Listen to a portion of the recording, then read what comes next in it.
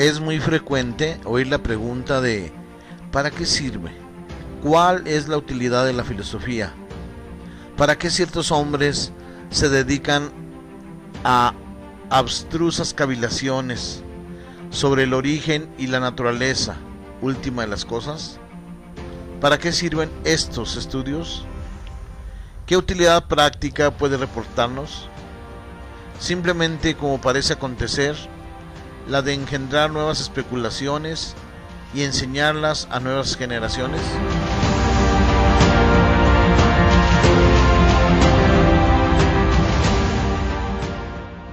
En términos generales, ha de contestarse a esta objeción que la filosofía, en efecto, no sirve para nada, pero que en esto precisamente radica su grandeza.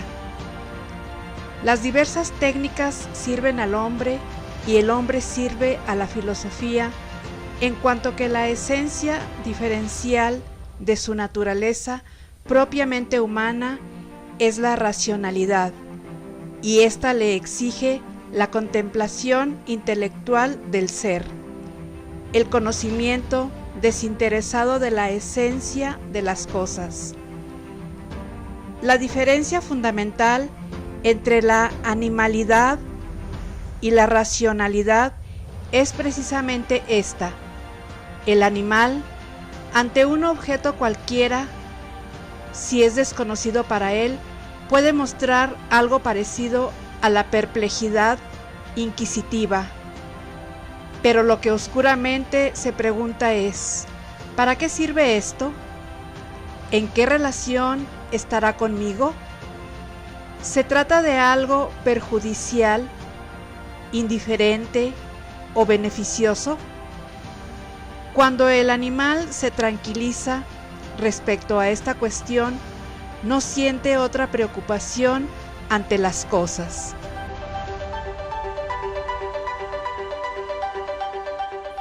El hombre, en cambio, es el único animal que traspasa esta esfera utilitaria y se pregunta además, ¿qué es?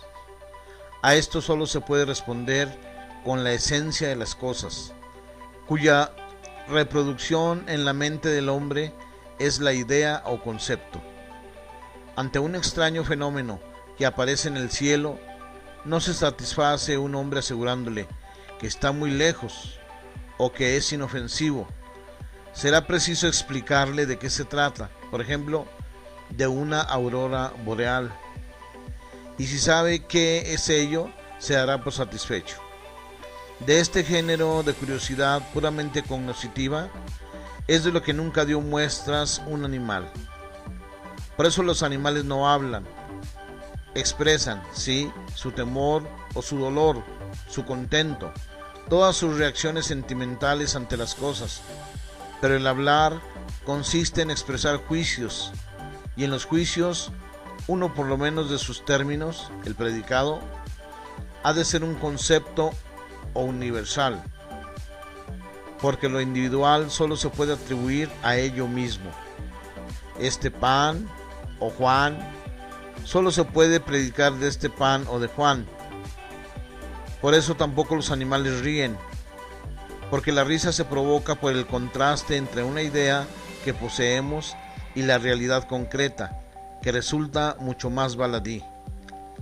Por eso tampoco los animales progresan, porque la técnica nace de la ciencia, y la ciencia se forma de leyes y principios, que son juicios.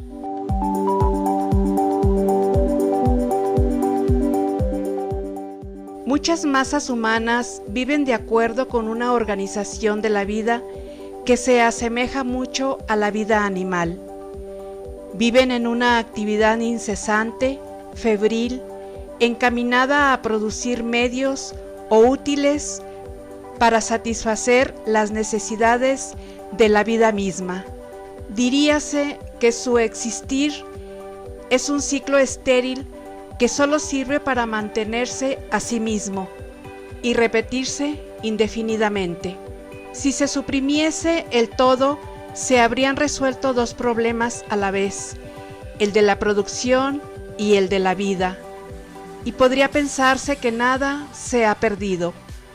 Quienes viven de tal forma solo conciben preguntar ante una obra de arte: ¿cuánto valdrá?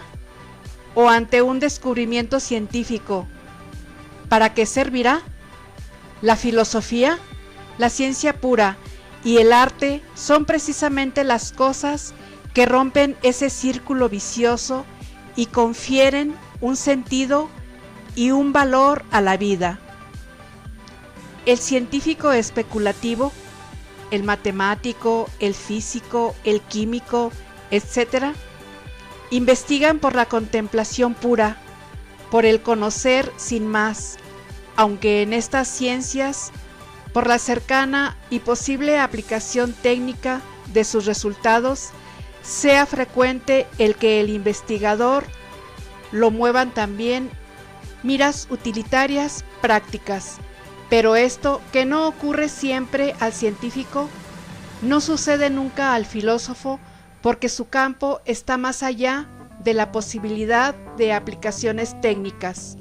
Así, y como dice Aristóteles, entre las ciencias, aquella que se busca por sí misma, solo por el ansia de saber, es más filosófica que la que se estudia por sus resultados prácticos. Así como la que domina a las demás es más filosófica que la que está subordinada a otra.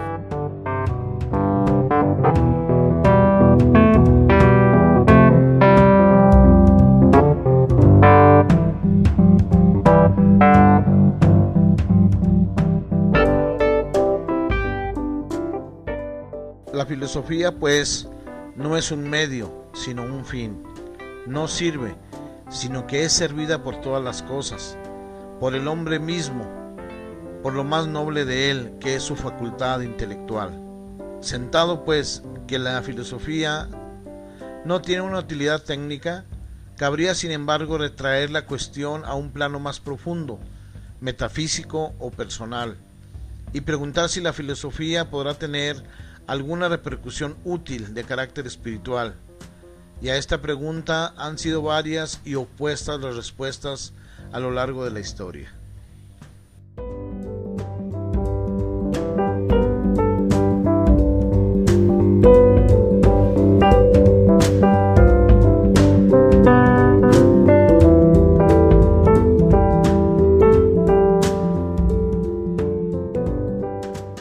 Los estoicos dan por sentado que en el universo todo sucede fatalmente, necesariamente, y por eso la metafísica y la cosmología carecen para ellos de importancia. El único interés filosófico lo centran en la actitud que el hombre debe adoptar ante ese acontecer predeterminado. La filosofía tendrá así por objeto inspirar al hombre la indiferencia o imperturbabilidad del sofos sabio, la libertad interior y el desprecio hacia las cosas exteriores y su varia fortuna.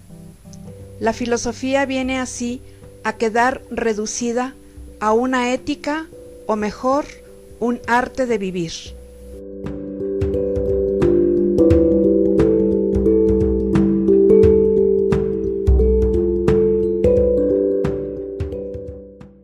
La moderna escuela fenomenológica, en cambio, exagerando puntos de vista de Platón y de Aristóteles, sostiene que la filosofía ha de ser una pura y desinteresada contemplación de esencias.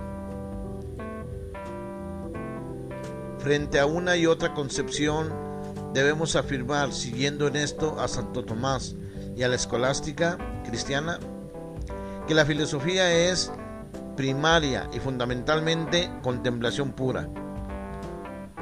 Pero por lo mismo que es saber radical y de totalidad, incluye la persona y la vida del sujeto que contempla, y así la contemplación alumbra además del ser el valor, y mueve con ello la voluntad al mismo tiempo que ilumina el entendimiento.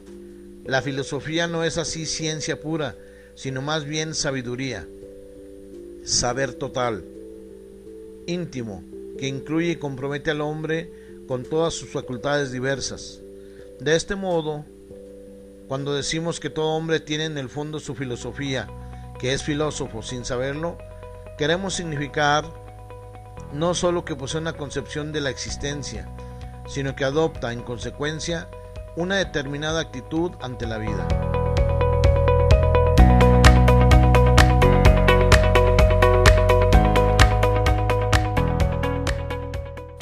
Y esta fusión de la filosofía y la vida humana en su sentido más profundo hace que la historia de filosofía coincida en rigor con la historia de la vida del hombre. Ambas filosofías y vida se penetran tal como a lo largo de la historia universal, que unas veces es la filosofía la que determina la evolución de la humanidad y otras es la evolución humana la que exige una determinada filosofía. Así, por ejemplo, los grandes acontecimientos políticos y sociales de la Revolución Francesa que cambiaron la faz del mundo estaban preformados en las obras de los filósofos empiristas Locke y Hume y en el movimiento filosófico de la enciclopedia. A la inversa, la nueva actitud estética y antirreligiosa que trajo consigo el Renacimiento y sus grandes genios exigía una filosofía congruente, de carácter subjetivista y racionalista, y esta filosofía fue, casi un siglo después, la de Renato Descartes. Por esto, puede decirse con toda propiedad que la más profunda historia de la humanidad que puede escribirse es la historia de la filosofía.